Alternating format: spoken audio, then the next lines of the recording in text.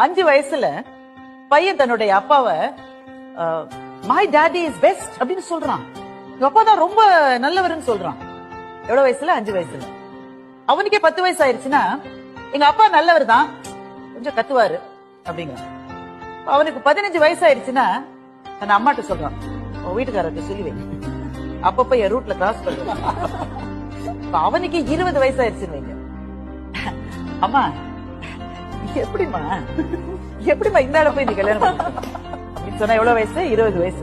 30 வயசானா நான் எங்க அப்பாவோட பேசுறதே இல்ல சார், நான் என்ன செஞ்சாலும் தப்புங்கிறார் சார், நான் அவரோட பேசுறது இல்லை அப்படின்னா எவ்வளவு வயசு? 30 வயசு.